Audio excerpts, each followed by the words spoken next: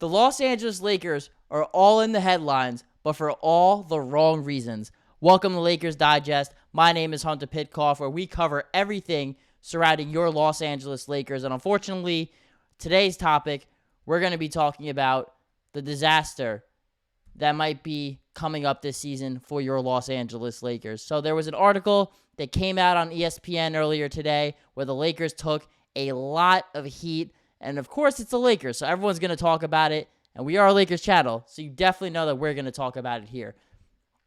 So yours truly does not have ESPN Plus, so I was able to pull this, though, from Sports Illustrated and get a quick synopsis to fill you all in. So basically, there was a poll that came out from a panel of experts on ESPN talking about teams that are most likely to have a chaotic, disastrous season in the NBA and collapse midseason, and the Lakers were voted to be the team most likely to do that, according to these quote-unquote experts from ESPN.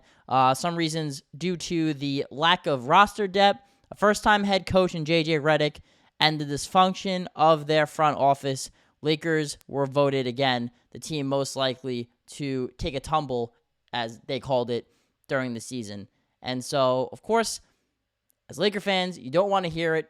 We've been hearing in all throughout the offseason how the Lakers are going to collapse. They're going to be bad. They didn't do anything. And trust me, I wish Rob Pelinka was making some moves out there too. But, there could be some hope on the horizon. So let's dig into it, though, right now. Why so much hate? Why is it August? It's not even Labor Day weekend yet. We're still far away from the regular season. We're still far away from the training camp from happening. We just finished up the Olympics. Why all of a sudden are we talking about the Los Angeles Lakers and how they're going to have a struggle and collapse midway through the season? Because everyone loves to hate the Lakers. Unless you're a Laker fan yourself, you love to hate on the Lakers, right? They hate us because they ain't us. And that's what people are going to do. And I understand it. Look, it was a disappointing season last year. The Lakers have primarily the same roster that a year ago. Everyone was having Rob Pelinka kiss their damn babies because they were so happy with the moves the Lakers made. And unfortunately, a lot of those players that they signed in free agency and acquired didn't really pan out. Guy like Gabe Vincent, for example, didn't play all that much. They re-signed and extended Jared Vanderbilt. He didn't play much. D'Angelo Russell was a bit of an odd fit, though he had his moments. Same with Rui Hachimura. But look, they still made the playoffs. They ran into a bad matchup in the Denver Nuggets. And of course, unfortunately, us Laker fans do not like the Denver Nuggets, respectfully. And they got bounced in 5. Also, too, the article said that there was 43% of the first place votes went the Lakers' way. So out of 30 NBA teams, 43% of these voters voted for the Lakers, who received 53 points. The next closest team was the former Hallmates, as they're calling it, the LA Clippers, who now have their own arena with 25. And the two teams after, the Atlanta Hawks and the Chicago Bulls. Like, are you kidding me? None of those teams are even going to make the playoffs next year. How are we talking about their seasons collapsing where there's no high bar or expectation to begin with? So that's when you know for a fact that the Laker hate is in fact real online. And hopefully for Laker fans here, we can ask ourselves, can the Lakers turn the ship around? I think so. Look at it this way. When you have LeBron James, who was just the leader, Captain L'America, if you want to call him that, for Team USA, and Anthony Davis, who outplayed Joel Embiid, who was an MVP in 2023, he was the guy finishing games alongside LeBron. Those were two of the best players, probably outside of like Steph Curry and KD, maybe Ant Edwards, on that team, right? Like LeBron and Anthony Davis were the two of the 5 guys on the floor that Steve Kerr, the head coach of Team USA, trusted down the stretch. Best team in the world, in the biggest moments, LeBron James and Anthony Davis are on the court. So if they're healthy, why can't the Lakers contend again? Now, they're going to have to build the rest of the roster out.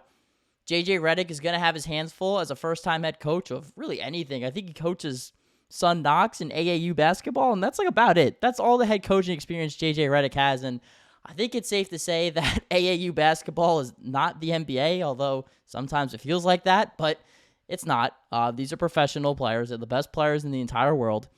And JJ Redick is looking to establish a culture very early here in LA, and he's already making his imprint before the season even started. Also from the LA Times here, talking about JJ Redick and how he's already organizing more live basketball workouts, one-on-ones, 3-on-3s, whereas last summer under Darvin Ham, it was more about focusing on the individual, non-competitive work. And they're saying here this could be one step of the player development changes that Redick vowed to make when he took the job this summer. A change that the organization has tied to the changing salary cap rules, but honestly, the changes were probably overdue. So again, that's more of an opinion there. But I do want to piggyback off that opinion, and I agree with it. And here's why. Because JJ Redick is a forward player himself, although Darvin Ham was too. He had a solid career in the NBA, stayed in there for a minute. But JJ Redick, he wants to bring competitiveness back to LA.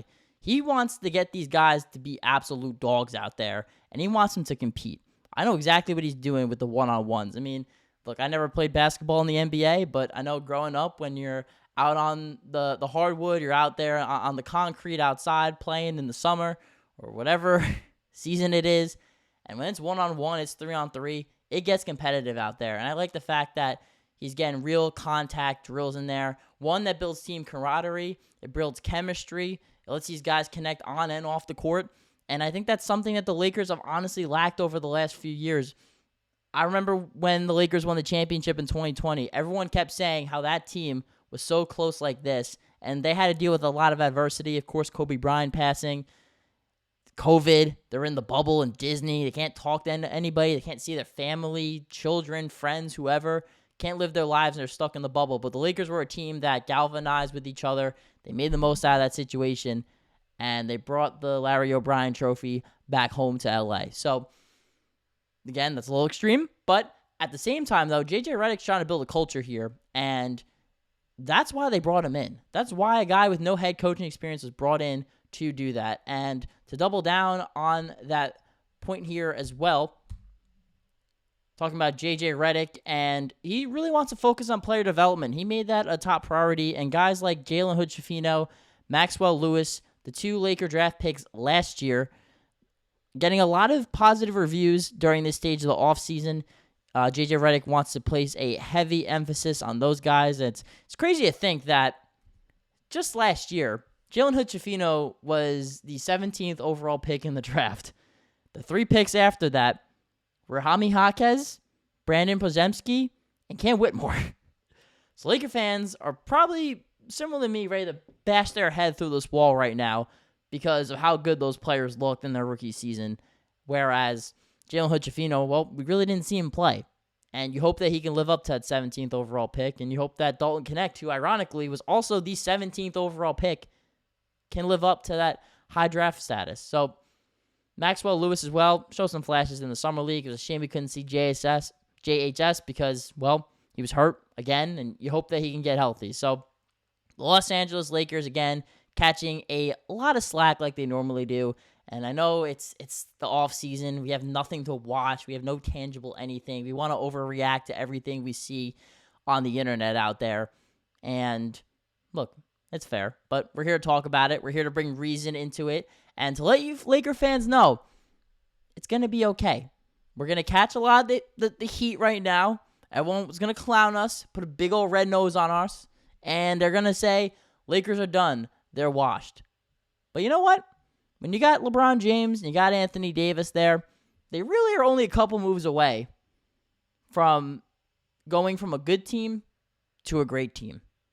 And that's going to wrap it up here. Thank you all for tuning into Lakers Digest. Let me know in the comments, too, what you think. Do you agree with me? Are the Lakers okay? Let's not overreact to this article. Or do you ultimately think that maybe the naysayers are right and that the Lakers have a lot of work to do until they can get back to where they once were?